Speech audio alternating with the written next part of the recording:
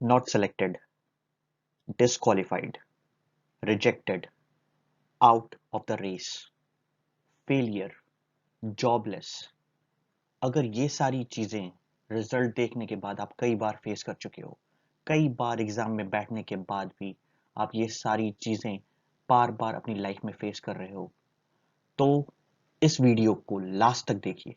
शायद अगले कुछ मिनट आपकी लाइफ बदल सकते हैं, आपको नॉट सेलेक्टेड की लिस्ट से बाहर करके फाइनल सिलेक्शन दिला सकते हैं।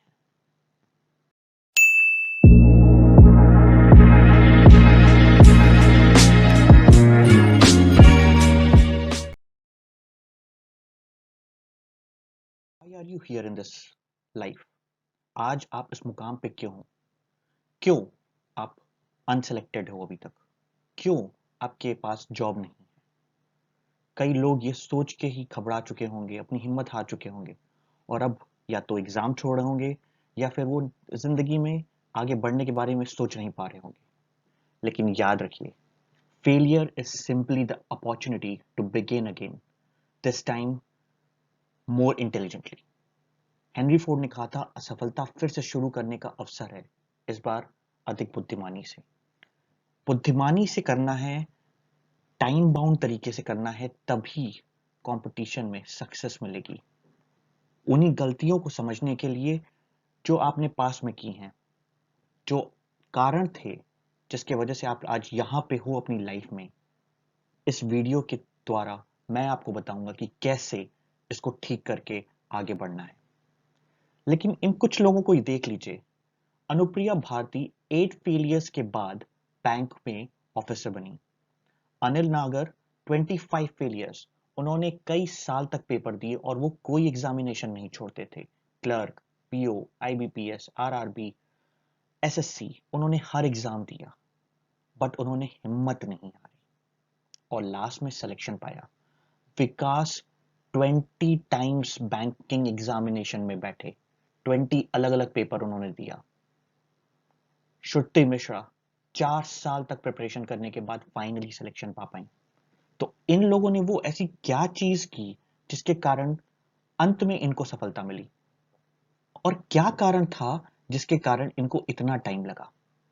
इन्हीं चीजों को समझने के लिए आज हम 3 पॉइंट्स पे बात करेंगे कि कॉज ऑफ फेलियर क्या होता है किसी भी स्टूडेंट के लिए। उसके बाद हम करेंगे सेल्फ इवैल्यूएशन कि आखिर गलती हो कहां रही है, क्या चीज थी जिसके कारण हम यहां पीछे रह गए, और लास्ट में हम बात करेंगे उनको ठीक करने की, उनकी रेमेडीज क्या होगी। तो सबसे पहले हम देखते हैं कि जब हमारे एग्जामिनेशन का रिजल्ट देखते हैं, एग्जामिनेशन में जाते हैं, तो क्या चीज हमारी लाइफ में आती है जो हमको सबसे ज्यादा डिमोटिवेट करती है। एग्जामिनेशन के पेपर के टाइम पे जो सबसे ज्यादा परेशान करने वाला बात होता है, वो होता है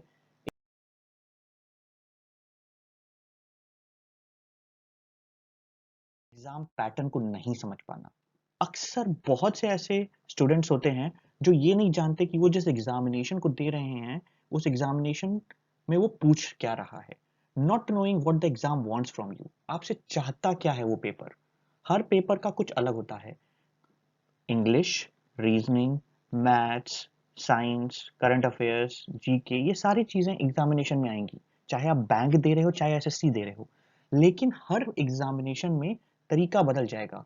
अगर आप यूपीएससी का मैथ्स देखोगे, वो बैंक की मैथ से बहुत अलग होगा। प्लस माइनस इंटीग्रेशन मल्टीप्लिकेशन यही चीजें होती हैं मैथ्स में, लेकिन वो तरीके बदल जाते हैं क्वेश्चन पूछने के। तो सबसे पहले किसी भी एग्जाम में बैठने से पहले आपको ये जानना है कि उस एग्जाम में आपसे पूछ क्या रहा है। अगर आप बैंक दे रहे हो और मैथ्स का पेपर है, तो आपको डीआई मजबूत करनी पड़ेगी अपनी। आपको किसी भी तरीके से अपनी स्पीड पे ध्यान देना पड़ेगा। अगर आप एसएससी का पेपर दे रहे हो, एसएससी के लिए आपको तेज सॉल्व करने के साथ साथ अच्छे से फॉर्मूलाज भी आने चाहिए, जबकि यहाँ बैंकिंग में आपको स्पीड पे ज्यादा ध्यान देना है। ठीक है। कई बार ऐसा होता है, जब इंग्लिश में बच्चे पढ़ना शुरू करते हैं तो ग्रामर ही पढ़ते रह जाते हैं कि इंग्लिश आ रही है, उनकी ग्रामर वीक है, तो वो ग्रामर सेक्शन को उठाए और ग्रामर में लगे रह गए। जबकि ऐसा होता है कि पेपर में ग्रामर के 50% से कम क्वेश्चन आते हैं। वहां से आपसे वोकैब पूछेगा, आपसे पूछेगा कि सेंटेंस कैसे फॉर्मेशन होना है, रीडिंग कॉम्प्रिहेंशन क्या है। आरसी के लिए ग्रामर कम ज्यादा जरूरी है, लेकिन एक इंग्लिश की समझ बनाना ज्यादा जरूरी है। तो ये चीजें सबसे पहले आपको समझना है कि भाई एग्जामिनेशन में आता क्या है। उसके लिए क्या करना है, आपको किसी भी प्रीवियस ईयर के टॉपिक से उठा के देखना है। कोई भी एग्जाम आपसे ये नहीं कहता है कि एक पर्टिकुलर टॉपिक पे आप मास्टर बन जाओ। मास्टर बनना होता तो एमएससी और बीएससी कर रहे होते उस सब्जेक्ट में, लेकिन यहाँ पे आपसे वो कहता है कि हर सब्जेक्ट के बारे में हम पूछेंगे, आपको हर सब्जेक्ट आना चाहिए, लेकिन एक लेवल तक। अब आप उसके लिए प्रीवियस ईयर का पैटर्न देखो कि प्रीवियस ईयर परसेंटेज से ज्यादा क्वेश्चन आए थे, या रीजनिंग में आपके पजल आ रहा था, कि केस स्टडी आ रही थी, क्या चीजें आ रही थी, वो चीजें समझो। उसके लिए एक चार्ट बनाओ कि पिछले साल इस टॉपिक से इंग्लिश में ग्रामर से कितने क्वेश्चन आए, मैथ्स में परसेंटेज से कितने क्वेश्चन आए, ये चीजें समझो। ये सिर्फ एक दिन का टास्क है, ठीक है, ये एक दिन लगेगा आपको समझने में। एक दिन में आप ये टास्क कंप्लीट कर चुके होगे, लेकिन सबसे पहले एग्जामिनेशन पैटर्न को समझो, पूरा ओवरऑल सिलेबस निकाल के बैठो और उसको एनालाइज करो प्रीवियस ईयर पेपर के हिसाब से, और अपने कितना आपने सारा मटेरियल कलेक्ट किया हुआ है और किस तरह के क्वेश्चन पूछे जा रहे हैं। ये बहुत जरूरी है कि आप ये चीज समझो किसी भी एग्जामिनेशन पे कि कौन से इंपॉर्टेंट टॉपिक्स नहीं है। अगर आप बैंक का पेपर दे रहे हो और आपने बहुत अच्छे से जियोमेट्री पढ़ ली मैथ्स में, क्योंकि भाई मैथ्स का सेक्शन है, आपके यहाँ एक क्वेश्चन भी नहीं आने हैं, ये पूरी तरह से गलत हो जाएगा। आप एसएससी का पेपर दे रहे हो और आपने बहुत अच्छे से डीआई कर ली, लेकिन आप देखोगे कि वहां डीआई का लेवल बहुत हाई नहीं होता है। तो ये चीजें बहुत इंपॉर्टेंट है कि क्या इंपॉर्टेंट सेक्शन है और क्या इंपॉर्टेंट सेक्शन नहीं है। उसके बाद हम बात करेंगे सबसे इंपॉर्टेंट कि आखिर बच्चे क्या गलती करते हैं। उनका मोर फोकस हो जाता है स्ट्रैटेजी में, एफर्ट से ज्यादा, कि हम क्या स्ट्रैटेजी बना लें। एक बहुत अच्छा डायलॉग है एक मूवी का जो आप सबने देखी होगी, कि कामयाबी के पीछे मत भागो, काबिल बनो, कामयाबी तो झक मार के तुम्हारे पीछे आएगी। इस बात को अपने मन में बैठा लो। बहुत से स्टूडेंट ऐसा करते हैं कि सर हमें स्ट्रैटेजी बता दीजिए कि कैसे पढ़ना है, हमको टाइम टेबल बता दीजिए कि कैसे पढ़ना है। हम प्रीवियस 4 जो स्टूडेंट सेलेक्ट हुए थे उनका वीडियो देखे और हमको वही फॉलो करना है। ऐसा नहीं करना है, ट्रिक्स के पीछे नहीं भागना है, एकदम नहीं।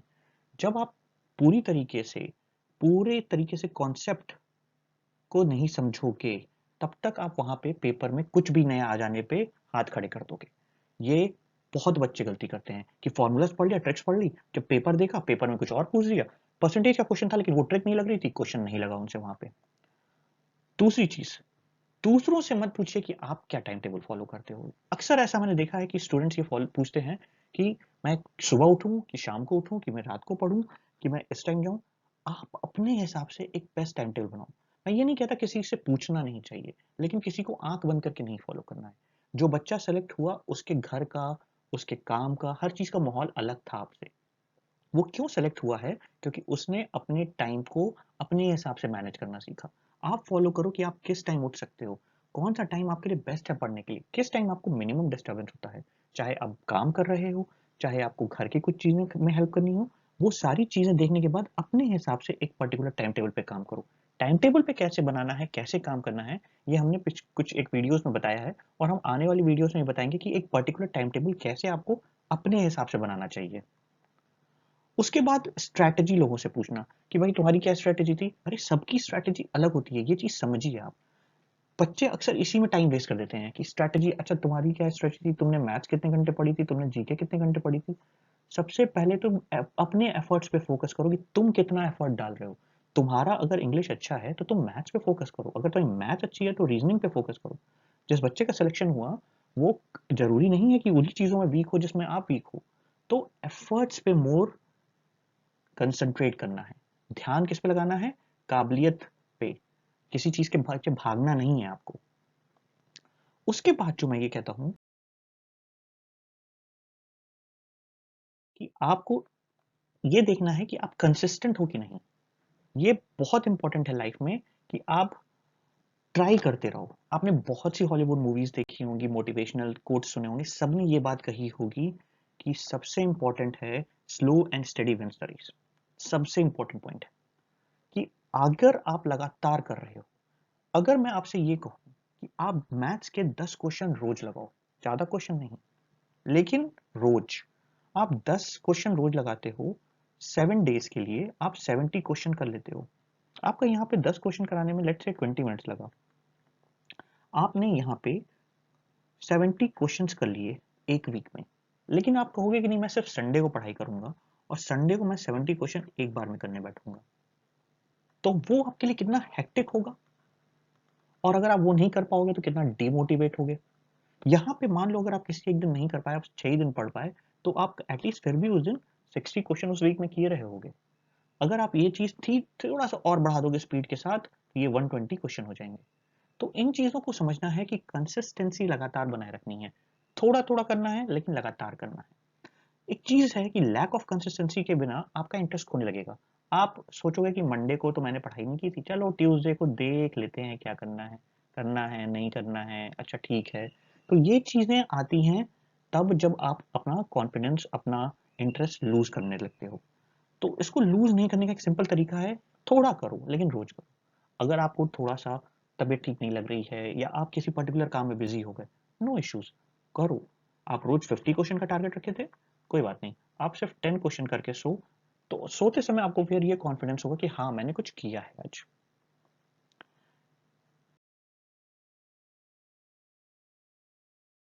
नेक्स्ट बात है कि एग्जाम स्ट्रेस।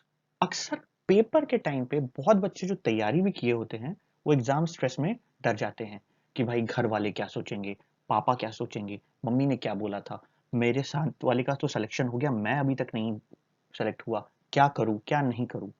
तो ये चीजें नहीं करनी है। आप अगर लगातार कंसिस्टेंटली पढ़ाई कर रहे हो, आप रोज एक रूटीन फॉलो कर रहे हो, एक टाइम टेबल आपका चल रहा है, आपके नंबर ऑफ क्वेश्चंस डेली हो रहे हैं, तो आपको लास्ट मोमेंट पे टेंशन नहीं लेना है। टेंशन लेके भी आप क्या कर लोगे। लेट्स से कि आपकी बहुत अच्छी तैयारी नहीं हुई है, अगर आप टेंशन लेके 70 की जगह सिर्फ 50 क्वेश्चन करके आते हो और आप बिना टेंशन के 60 क्वेश्चन करके आते हो, तो ज्यादा बेटर कौन सी सिचुएशन है। कूल माइंड से रहना बहुत जरूरी है। टेंशन से तो आज तक एक लड़ाई नहीं जीती गई है जिन दुनिया में, लेकिन कूल माइंड से। धोनी के बारे में क्या कहा जाता है कि he is cool minded captain. कितना भी प्रेशर हो जाता है, वो अपना कभी भी टेंशन में नहीं आता है। ये कभी नहीं सोचना है कि और लोग क्या कहेंगे यार, कि तुम कितने साल से कितना तैयारी कर रहे हो, कब से कर रहे हो, कितनी बार में होगा तुम्हारा, ये सब सोचना ही नहीं है।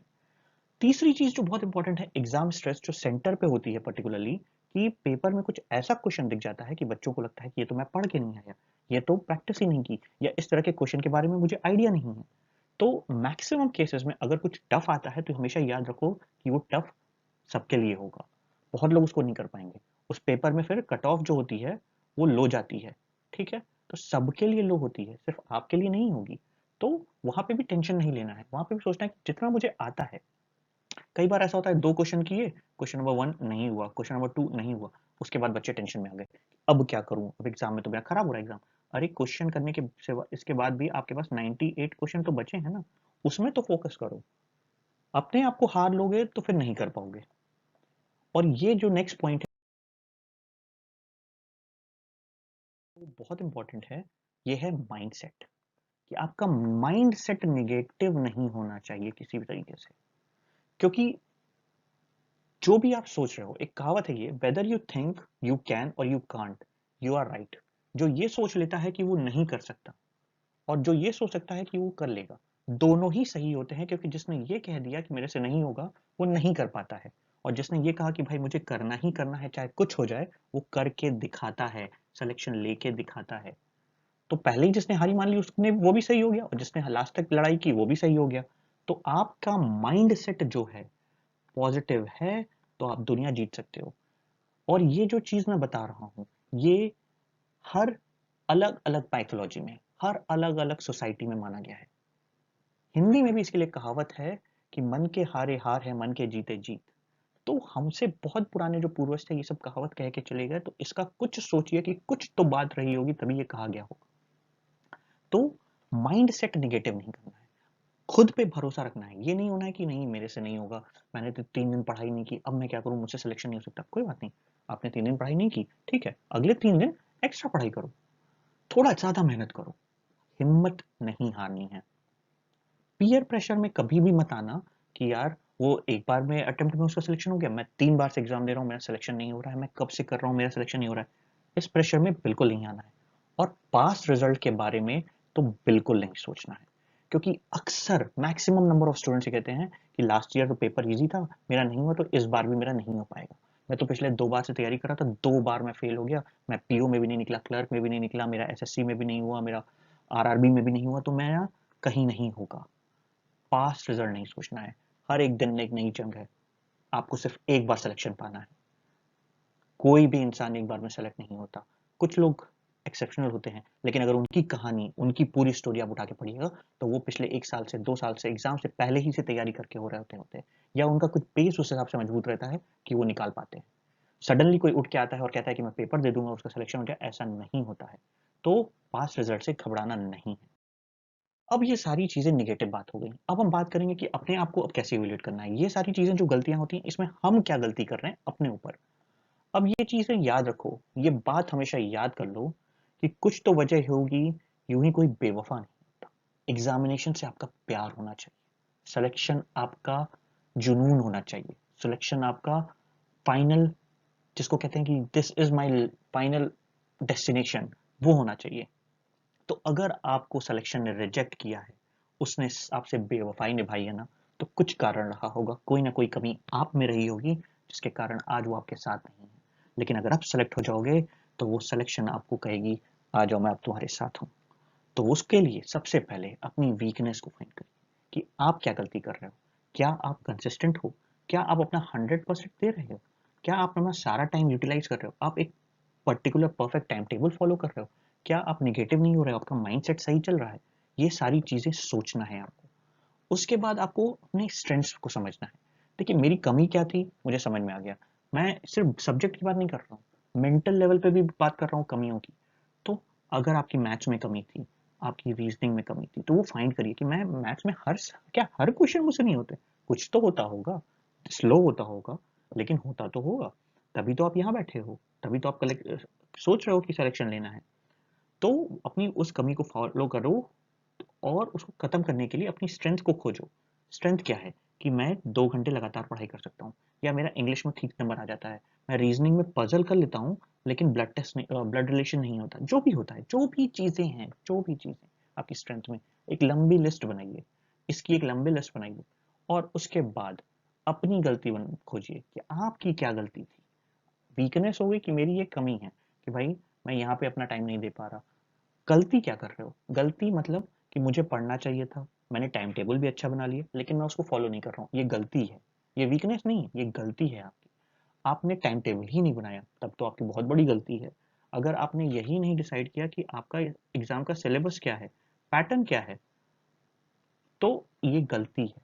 उन गलतियों को खत्म करना है। अब इनको खत्म करने के बाद के लिए क्या करना है, रेमेडीज वो ये होंगी कि सबसे पहले इस चीज को समझ जाओ कि आपको मोटिवेशन के पीछे नहीं भागना है। बहुत बच्चे ऐसे होते हैं जो मेरे पास आके कहते हैं कि मोटिवेशन नहीं फील हो रहा है, बड़ा डिमोटिवेटेड फील हो रहा है, मन नहीं लग रहा, मन खराब सा है। एक चीज याद कर लो कि मोटिवेशन आता है जाता है। मोट you won't always be motivated, you got to become disciplined. मतलब आप हर समय मोटिवेटेड नहीं रह सकते, हर समय आप जोश में नहीं रह सकते। इसके लिए इसका सॉल्यूशन यही है कि आपको डिसिप्लिन में रहना होगा। मतलब आपको डिसाइड करना पड़ेगा कि अगर मैं 7 बजे उठने का प्लान किया हूँ तो मेरे को 7 बजे उठना है। ये नहीं कि मैं आज मोटिवेटेड हूँ तो मैं 7 बजे उठ गया, कल नहीं हूँ तो कल मैं 8 बजे उठा। No, you have to find a discipline for it. कुछ हो, बारिश हो, रात को आप 10 बजे सोए, चाहे रात को आप 3 बजे सोए, आपको 7 बजे उठना है। आप 3 बजे सोए, आपको 4 घंटे की नींद ही मिली, कोई बात नहीं। आप अगले दिन उसको थोड़ा सा कहीं और मैनेज करो, लेकिन उठो। अगर आपने डिसाइड किया है कि 8 बजे आपको मैथ्स के क्वेश्चन लगाने हैं तो आपको लगाने हैं, 9 बजे से आपको रीजनिंग लगानी है तो लगानी है, इररिस्पेक्टिव ऑफ एनीथिंग। दोस्त फोन कर रहा है, कहो कल बात करते हैं। गर्लफ्रेंड का फोन आया, कहो अरे यार अभी थोड़ा सा काम कर रहा हूँ, अभी जरूरी है, थोड़ी देर बात करता हूँ। ब्रेकअप हो जाएगा, अरे ऐसे लोग जो ब्रेकअप करके जा रहे हैं उनको जाने दो, क्योंकि सिलेक्शन के आगे कोई नहीं है। Discipline is always more important than anything else. Motivation आ सकता है, आप जोश में होगे, आप 2 घंटे एक्स्ट्रा पढ़ सकते हो, लेकिन डिसिप्लिन के साथ रोज पढ़ोगे। जो कंसिस्टेंसी की मैंने पहले बात की थी, वो डिसिप्लिन से ही आता है। एक टाइम टेबल बनाना होगा आपको डिसिप्लिन के साथ, एक फिक्स टाइम टेबल। ये नहीं कि आज मेरा मन किया तो मैं ये पढ़ लिया। आपको रात को सोने से पहले अपने दिमाग में एक टाइम टेबल सेट कर लेना है कि भाई मुझे 7 बजे पढ़ना है, ये तो मेरे लिए फिक्स है। लेकिन 7 बजे मुझे क्या पढ़ना है, ये भी आपके दिमाग में पूरी तरीके से सेट होना चाहिए। सबसे अच्छा तरीका है, अगर आप कॉपी पे रोज एक पेज पे लिख लो कि अगले दिन मुझे ये बजे ये टॉपिक इतना इतना खत्म करना है।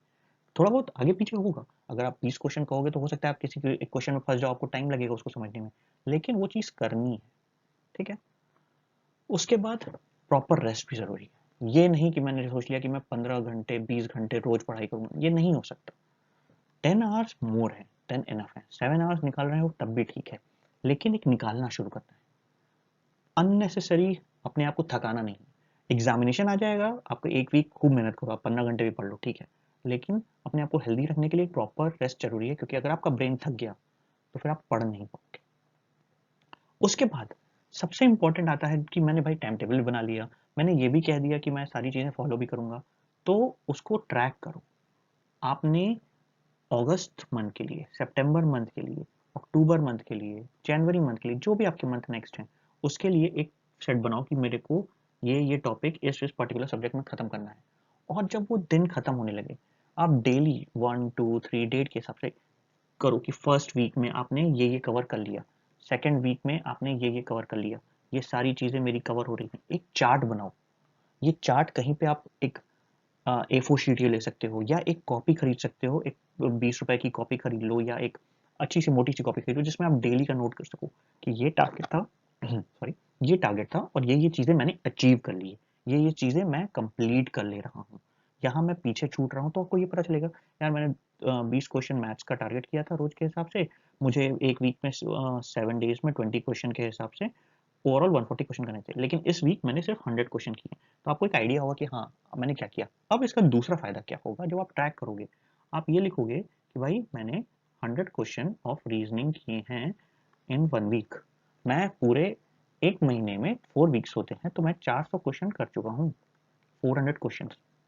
ऐसे आप लेट से 3 महीने बाद आपका एग्जामिनेशन है, 3 महीने एग्जामिनेशन है आपके बाद में, तो 3 महीने बाद सोचो आप कितने क्वेश्चन कर चुके हो। 300 into 400, 3 into 400 is equal to 1200 question. अगर यार 1200 क्वेश्चन आप रीजनिंग में कर लोगे, तो आपको लगता है कि पेपर नहीं निकाल पाओगे? नहीं, आप निकाल लोगे। अगले 3 महीने बाद के जितने टारगेट्स हैं, जो एग्जामिनेशन है आपके पास आगे, उन पे पूरा फोकस कर दो, पूरी ताकत लगा दो कि कैसे मुझे ये सारी चीजें कवर करनी है। उसके बाद थोड़ी सी अपने आप को, चाहे योगा करो, चाहे फिजिकली फिट रखने के लिए एक्सरसाइज करो, वॉक पे जाओ, शाम को दिन में तो पार्क में बैठो। मैंने क्या कहा, रेस्ट जरूरी है, क्योंकि भाई कोई भी गाड़ी लगातार नहीं चल सकती, कोई भी मशीन लगातार नहीं चल सकती, ब्रेन को भी रिफ्रेशमेंट चाहिए। एग्जामिनेशन टाइम की बात नहीं कर रहा हूँ कि एग्जामिनेशन 3 दिन बाद है और जाके आप पार्क में घूम रहे हो, लेकिन एक चीज याद रखो, मैंने मेंटली फिट कहा है, मैंने इंटरटेनमेंट नहीं कहा है।